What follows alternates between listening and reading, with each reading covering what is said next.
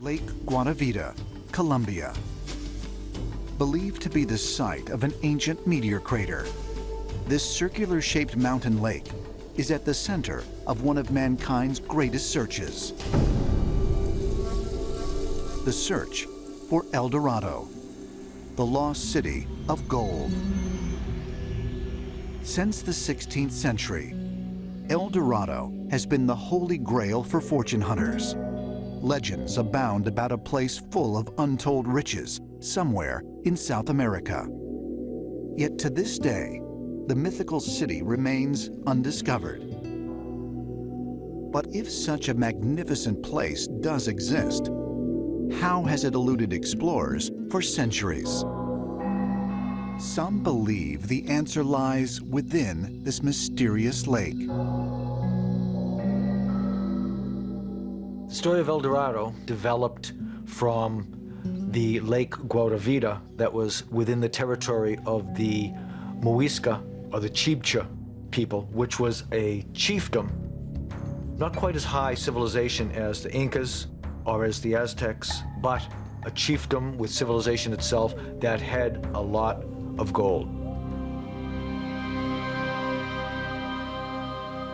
The ruler in the southern half of the Muisca territory was known as the Zipa, but the conquistadors who arrived there in the 16th century called him El Dorado, Spanish for the Golden One. They gave him this name after observing the Muisca's most sacred ritual. The Zipa would float out on a royal barge to the middle of Lake Guatavita to make offerings of gold to a god believed to live at the bottom of the lake.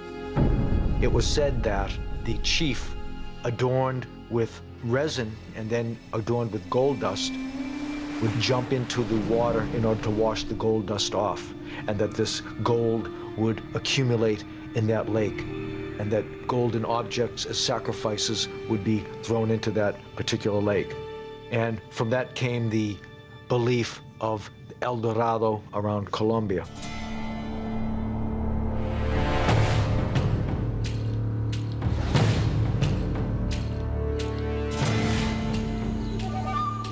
In 1912, an excavation of Lake Guatavita was led by British engineer Hartley Knowles.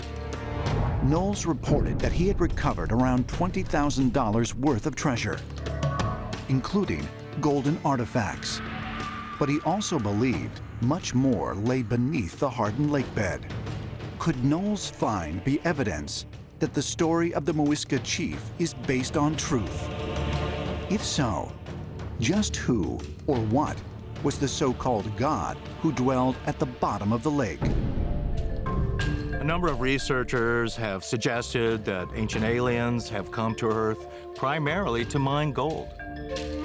Zecharia Sitchin suggested that these extraterrestrials needed gold to suspend in their atmosphere and preserve their planet. Is gold something that's really important to space exploration and to astronomy? Well, it actually is very important, and the reason why is because gold is an inert material. It doesn't react with anything. The other thing that's very important about it is that it is a wonderful conductor of electricity.